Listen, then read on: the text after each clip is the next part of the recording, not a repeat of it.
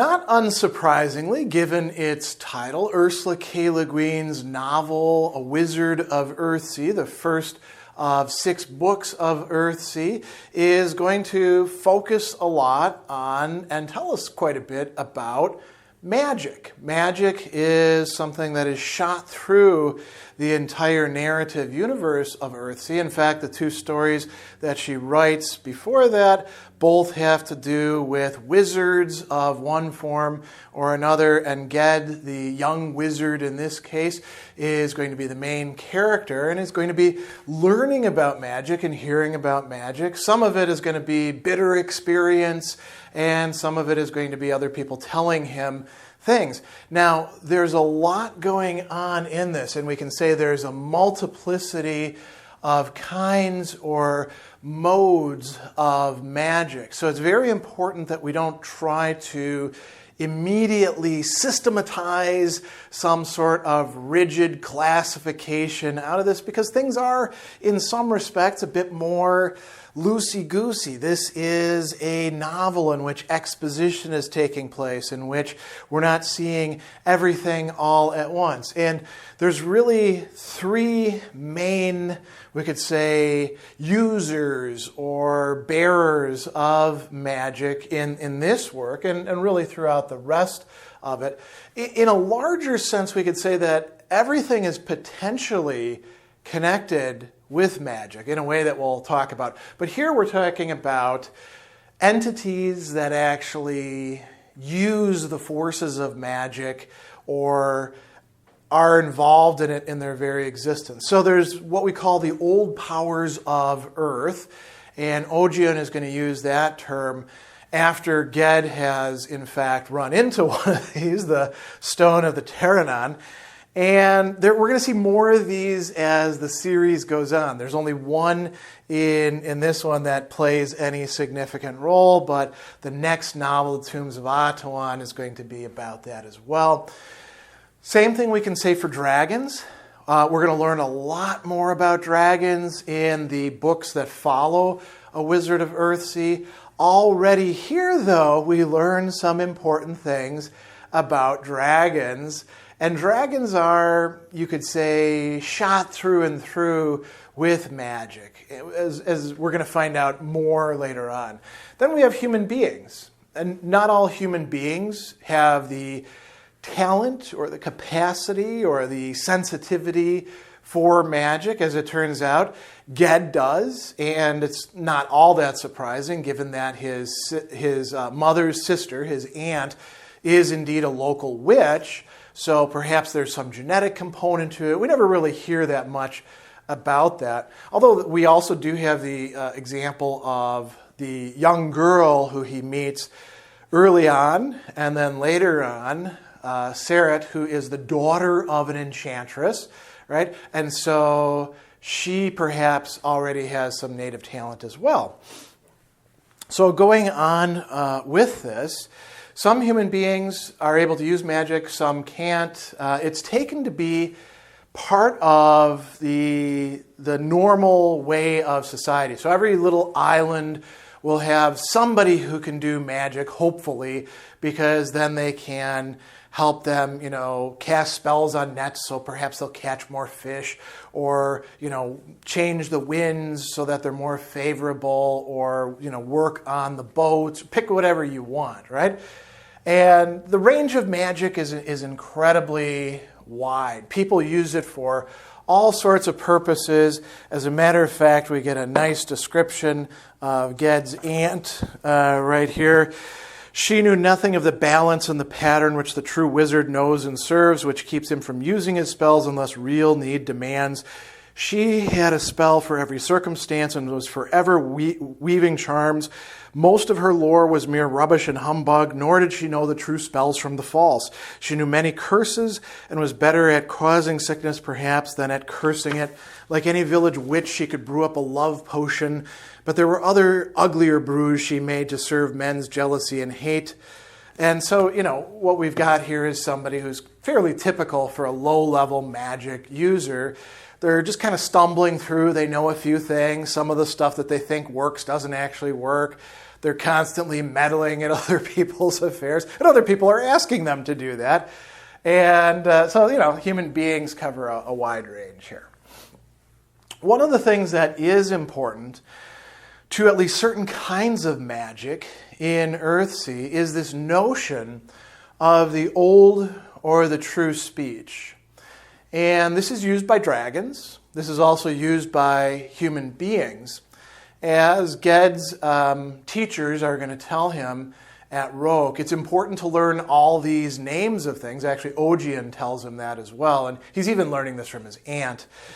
Because the name, the true name, is connected to the thing. It gives you power over and perhaps even an understanding of what the thing is and how it can be moved, shaped, used, appealed to.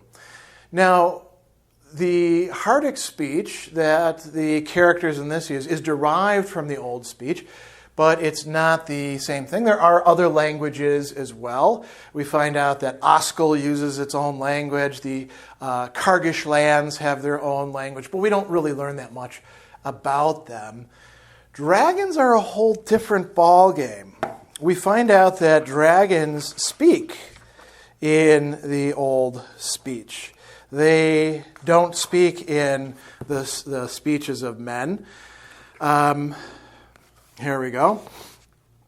There's a discussion that Ged is having with the dragon, and he says, "He spoke as Ged did in the old speech, for that is the tongue of dragons still. Although the use of the old speech binds a man to truth, this is not so with dragons. It is their own language, and they can lie in it, twisting the true words to false ends, catching the unwary hearer in a maze of mirror words, each of which reflects the truth, and none of which leads anywhere." So there's a different use of this. But this language, the true speech, is the language, you might say, of creation and of all the created things dimly connected with it still, responding to it still. So the true speech is part of what the wizards at Roke have to learn, and the true speech is part of what Ged learns at the very beginning with his aunt, doing this little rhyme that then Ged repeats, right? And she teaches him words like that to call down falcons and hawks and all sorts of things like that. So magic itself in A Wizard of Earthsea, and this is expanded even more in the other books, is, you could say, it's not just a symbol system, it's not just a technology, it is a complex reality that works with and folds into existence itself. Because the existence of the islands coming out of the sea, that itself is kind of magical. Roke Island itself has the grove where, these trees are themselves magic. It shifts around the island all the time. We're going to see that become a very important thing in later stories. So nobody, no matter how powerful, no matter how intelligent, no matter how good or evil they are, understands or masters magic as a totality. At best, one can know some things, and then there will be other things of which one is ignorant. Magic is something greater than any one of the magical creatures or magic users within this narrative universe, which doesn't mean that one simply despairs. You can learn more and more and more, and you can do so with a communal effort like what happens at Roke. Now, early on in this work, we see that magic is also gendered in a way that people kind of take for granted in this book. We're going to see in later books, particularly in Tahanu and in the Tales from Earthsea, the short stories contained there, which give us some backstory, and in The Other Wind, that this Leguin is reconsidering this, undoing this to some degree. But in this book, magic is at the higher level basically for men, and women are being cast as either weaker or evil in some way. So there's these two lines, right, that she brings up in relation to Ged's aunt, weak as a woman's magic and wicked as a woman's magic. And really the two main women who we get to see in this are Ged's aunt, who tries to take advantage of Ged. That would be wicked, right? And the enchantress's daughter, I suppose you could say the enchantress is a third, right? Who he later meets as Saret in the court of the Thepteranodon. And she's definitely wicked. Now, weak, his aunt is kind of weak, right? She can't do an awful lot, as we've seen. Half of her stuff is actually nonsense, right? But Saret is a dangerous enchantress herself. So, there's some interesting things going on here that, as I say, are going to be reconsidered later on. We can counterpose to that the place where one goes to learn the high arts, Roke, the island that is itself protected by magic, so no evil can approach it, guarded by, where the school itself is guarded by a doorman to whom you must reveal your true name in order to enter. You also have to ask him for his true name to get out. Right? And what we have here at Roke is an order, right? Almost like a monastic order, except not devoted to prayer, although they are, about goodness in relation to the universe and stuff like that, but about understanding, shaping, and you might say setting the policy as best they can for magic. And the men at Roke, including young men or young boys like Ged, are celibate, right? They give up their sexuality in certain ways. They're systematically organized. They have a long tradition. They have ways of governance. They have different things that one has to go through. And they teach, right? They are themselves all mages, and what they produce are new mages, who then they send out to the places where they are needed. And the need could be, at great courts or the important islands. It can be people who, like Ogion, go back to Gaunt and do things like stop an earthquake, right? And then, they're the wizard there living at Realby. Or it can be places like the islands that Ged is sent to protect against dragons, where normally a mage wouldn't be sent. And so Roke represents a certain way of doing and understanding magic. They are concerned with the balance. It's not the only way that one can learn magic. As a matter of fact, Ogion, who has Ged as his apprentice, he says to him, "Ged, my young falcon, you're not bound to me or to my service. You did not come to me, but I to you. You are very young to make this choice, but I cannot make it for you. If you wish, I will send you to Roke Island, where all the high arts are taught. Any craft you undertake to learn, you will learn, for your power is great, greater even than your pride, I hope. I would keep you here with me, for what I have is what you lack, but I will not keep you against your will. Now choose between Realby and Roke." And later on, when Ged returns to Gaunt, and Ogion gets him out of his falcon shape, right, and nurses him back to health, he says, "You were always my teacher." And Ogion, sort of presentiment of what's to come, says, "Well, yeah, okay, but you're going to be ours too." Right? And so that's Roke magic. There are other wizards and warlocks who are represented as well in this. Not everybody gets to go to Roke. And as a matter of fact, it seems like there are at least different traditions that are being represented. Again, something we're going to learn about more in the later books. Roke is not the only place that has a magic training and teaching tradition. And so one of the great examples of this is when Ged is traveling to Oskel. He's going up to the north. And he's being told by a man that go to the court of the Thepteranodon if you need a sword to fight shadows with. And Ged says, in what land is the court of the Thepteranodon? In Oskel. At the sound of that name, Ged saw for a moment, by a trick of memory, a black raven on green grass who looked with him, sidelong with an eye like polished stone, and spoke, but the words were forgotten. That land has something of a dark name, Ged said, looking ever at the man in gray, trying to judge what kind of man he was. There was a manner about him that hinted of the sorcerer, even of the wizard.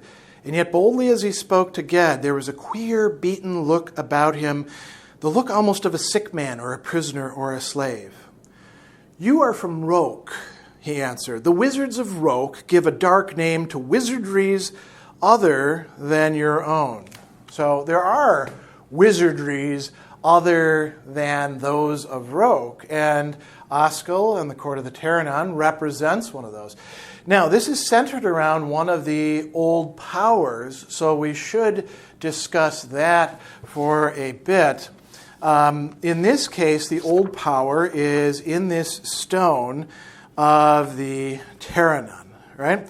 And Ged is taken by Seret to this almost like little dungeon place, a dungeon cell, and he sees a stone that is rough and dank as the rest, a heavy, unshapen paving stone.